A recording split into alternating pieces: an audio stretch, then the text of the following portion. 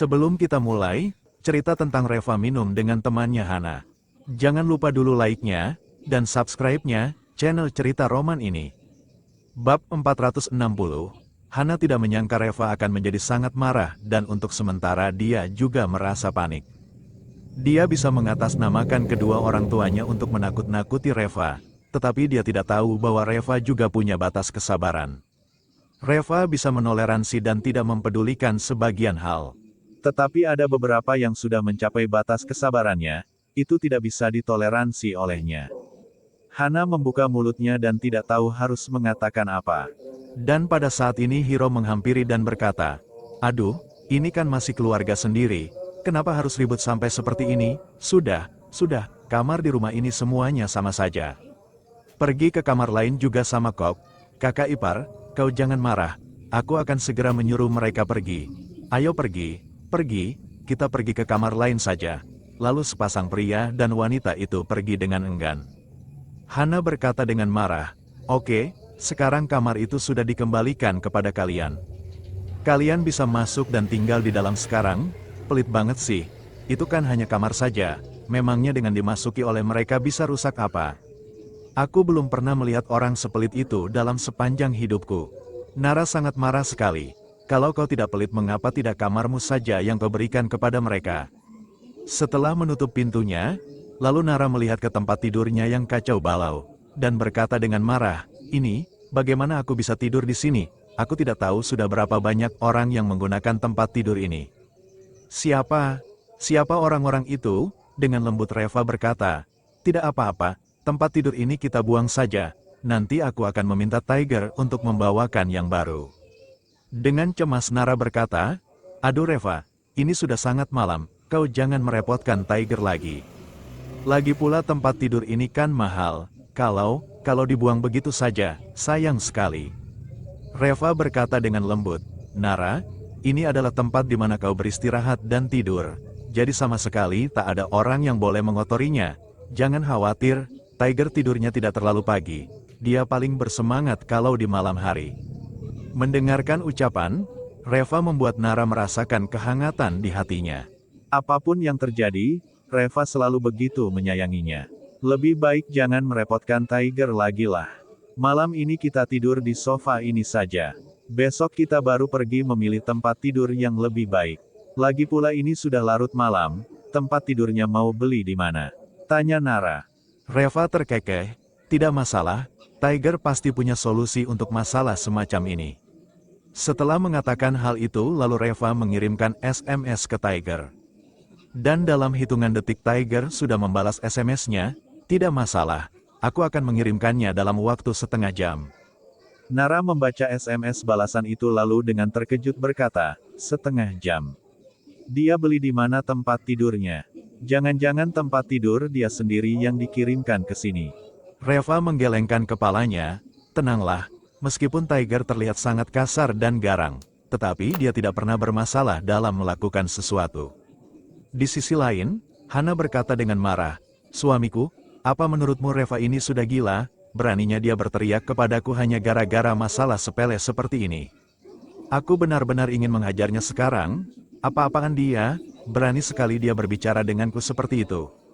Hiro tersenyum simpul, "Sudahlah, Hana, untuk apa kau mencari gara-gara dengannya? Nama yang tercantum di sertifikat rumah ini adalah namanya. Tentu saja dia masih bisa sombong sekarang, nanti saat papa dan mama sudah mengubah nama pada sertifikat rumah ini, maka dia tidak akan bisa begitu sombong lagi."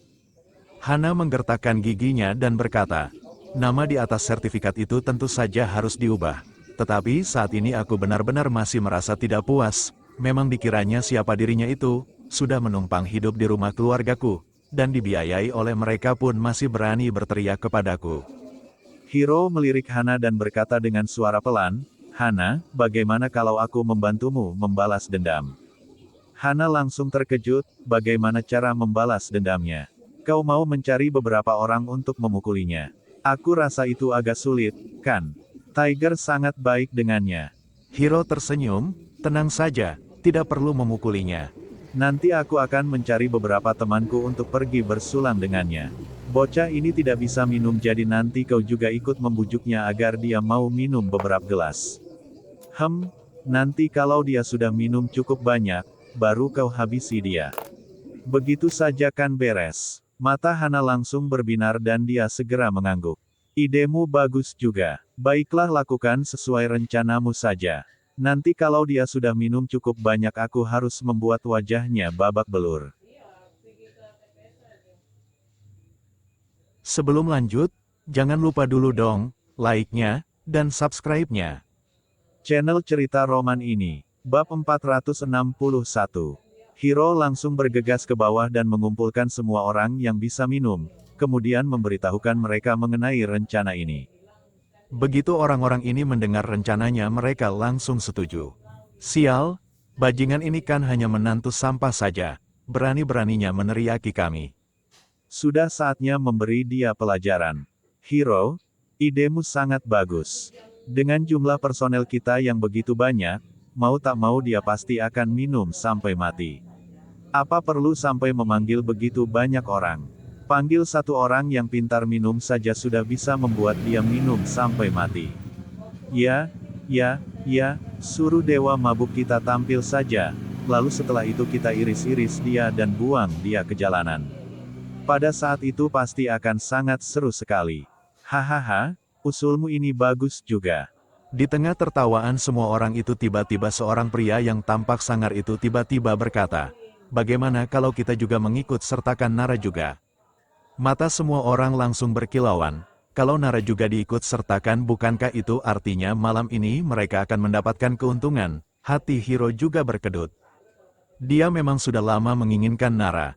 Kalau dengan kesempatan ini dia bisa mendapatkan Nara dan menaklukkannya, bukankah itu artinya sekali mendayung 1-2 pulau terlampaui? Tentu saja, setelah menaklukkan Nara, dia juga harus menaklukkan Hana. Kalau tidak, dia tidak akan berhasil. Terpikir akan hal ini, tiba-tiba perasaan Hiro menjadi agak resah dan dengan cepat dia berkata, "Ya sudah, lakukan seperti itu saja." Kita taklukkan Reva dulu. Saudaraku, barusan bocah itu berani memukuli kita, itu artinya dia sama sekali tidak menganggap kita. Dan dia adalah kakak iparku sendiri, jadi aku merasa tidak enak hati untuk membuat perhitungan dengannya. Nanti aku akan bersulang dengannya, dan kita akan membujuknya dengan lembut. Setelah dia mabuk nanti, kita baru membalas dendam.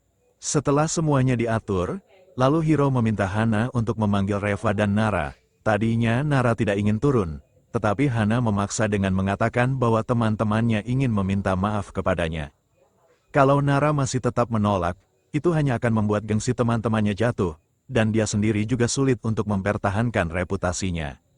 Akhirnya Nara dan Reva turun ke bawah, dan mendapati bahwa ada sekelompok orang yang sedang duduk di ruang tamu.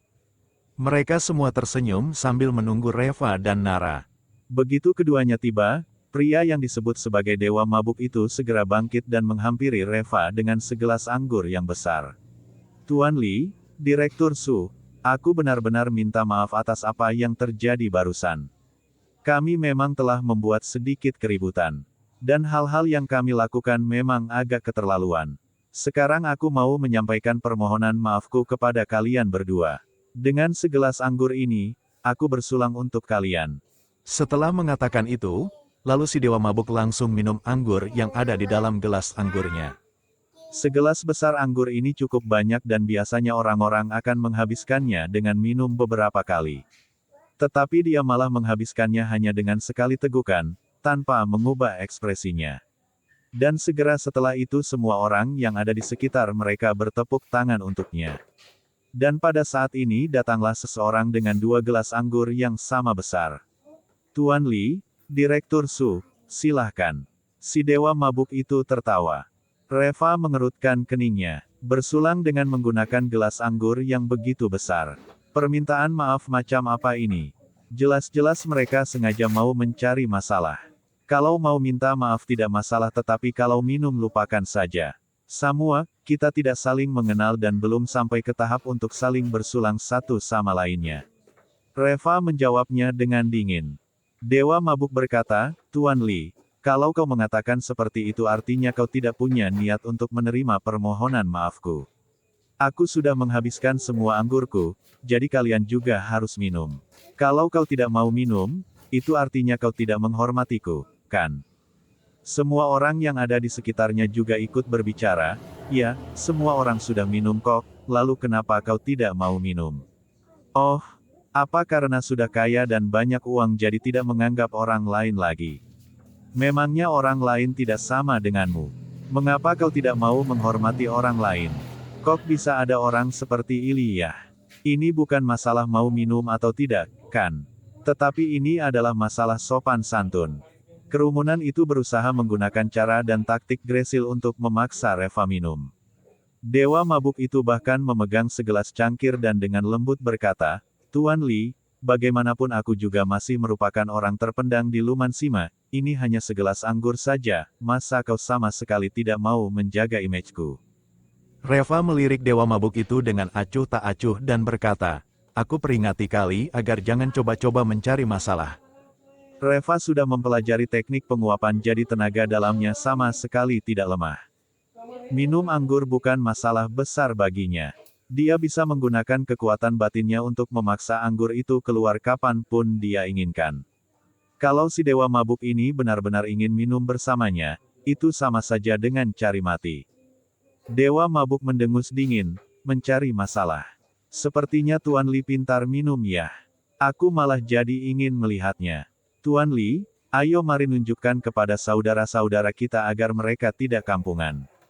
Semua orang di sekitar mereka langsung tertawa terbahak-bahak, karena mereka benar-benar belum pernah melihat si dewa mabuk ini mabuk.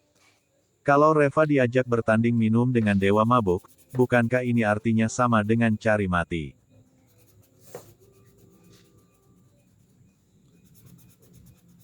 Sebelum lanjut, jangan lupa dulu dong, like-nya, dan subscribe-nya.